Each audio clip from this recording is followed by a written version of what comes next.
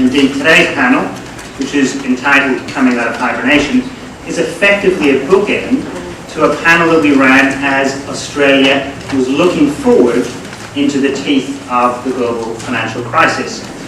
This panel is about what appears to be good news, what appears to be an emerging end for our version as a country of the global financial crisis, though I say that tentatively because I do know that there's still plenty of debate about that. And indeed, we'll ask the panel for their opinions on what they see in their own businesses. Here we're going to be investigating how organisations in Australia have responded to the global financial crisis, or GFC, and what they're going to do going forward. What's their prognosis and how are they continuing to respond? Now, I'm actually going to start off with a few general questions for the panel, and I'll take anyone who wants to start off with a question or with an answer as to how the global financial crisis has actually affected your business. And then I can make a start. Well, look, I'm happy to go first. For us in banking, as many of you would know, we've seen two things. Significantly increased funding costs and credit costs through the years. And that's obviously been challenging to manage those two, but what's been even more challenging in that realm is getting the pricing right for customers.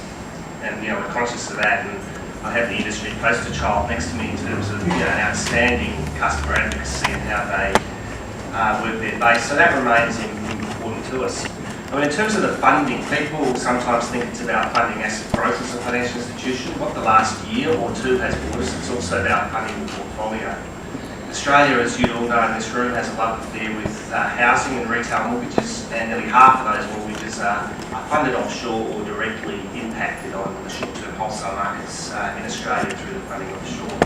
And the second thing's been the credit costs, and that's really in three areas. First of all, you've got a back book, so how we manage that back book in terms of our relationships with customers, particularly those in hardship, be they consumer or small business, through our collections teams and our relationship managers. And I think secondly, it's about what is our asset, what we call asset writing strategy, so that ANZ, so excuse the pun, what is our credit policy going to be for this part of the cycle and when will we change it? So they've been our biggest challenges.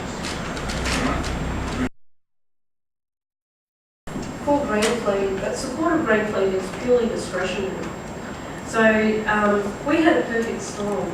We had a perfect firestorm. We had Black Saturday, global financial crisis, and regulatory uncertainty all at once. And philanthropy, donations to charities across the board, people will tell you around February and March, pretty much flattened off completely. Everybody gave their money, and that's good, to the fire recovery field. But so it has, I think that the inquiry that we have today is a more robust inquiry than perhaps the one that we had, a year ago, because the global financial crisis has meant that people have become more concentrated about how they spend their money. So initial cautiousness, and like when everybody stopped flying, everybody stopped making those sort of discretionary decisions. But I think that we've moved beyond that now. John mentioned that funding was a key for their business, and the ME model was built 10 years ago, and was very much reliant, or 15 years ago, it was very much reliant on wholesale capital markets. And what closed 2 years ago in the global crisis was wholesale capital markets. So you had a business that was growing 30% pretty much year on year for many years, and all of a sudden you had a stop. So literally a halt, and you had to change the whole model about how you're going to fund this business going forward.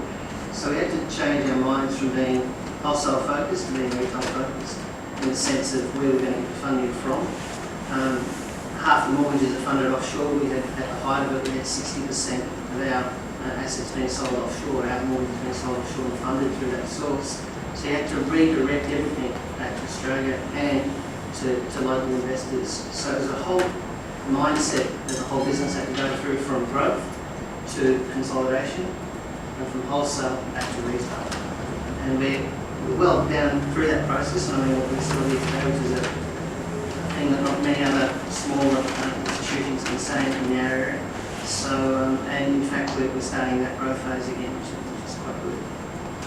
Thanks. Roger, if I could build on that comment, it was, as some of you who are in banking in the room, I know you are, it was a pretty scary time. I mean, you would have read that in the paper or heard it, but as Nick articulated, I mean, the markets for a day or two closed, didn't it? I mean, and around the AIG crisis, and the government, the US government came in and bailed them, which I think was necessary because we just would have caused a contagion, and around Lehman's, and people sort of, as I said earlier, think, oh, well, that just means we might not be able to fund some new asset growth. But as both Nick and I said, we've got portfolios rolling, and we had to find alternate sources of funding to those portfolios. So it was a pretty difficult time. I think Mike Smith called it, financial Armageddon, and regrettably it was close to that, but it didn't come that close. Mm. So we focused we focused on what we did.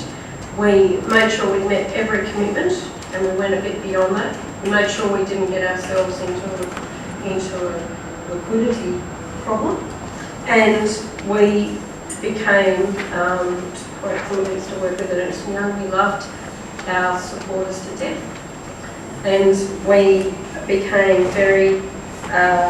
we tightened our relationships with them, and we reported back to them whatever they wanted, whenever they wanted, and rather than sort of us setting the terms a bit more, we let them set the terms, which was probably a good business move as well.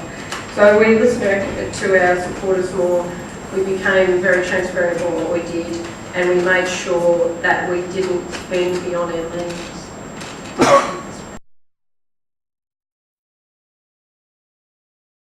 Well, initially we did a lot of swearing.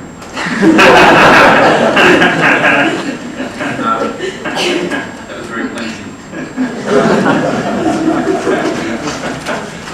We did some of the traditional things, look carefully at our overheads, and we perhaps trimmed 10% or so off that, but fundamentally our model is a growth model. The business is overall growing about 40% per annum. Which is probably a good way to enter a financial crisis, because if you've overextended yourself a bit, then give yourself a bit of time and you'll pick that up again. Fundamentally inside, most of what we did was to reshape our business behind the sections that were growing and put the static sections to some extent on hold. But maybe Sarah was saying, I think we've got very close to our customers and engaged in a lot of discussions about where the rest of the market was, and did a lot of internal navel gazing about the quality of our work and the cost effectiveness of our work. And frankly, we cut margins very aggressively. We adopted a fundamentally different strategy, which was to stop thinking like a medium-sized business that wanted to grow and start thinking like a big business, which is a little painful at the start, but frankly, if you can't put margins that match the international competition in our business, then you won't be there.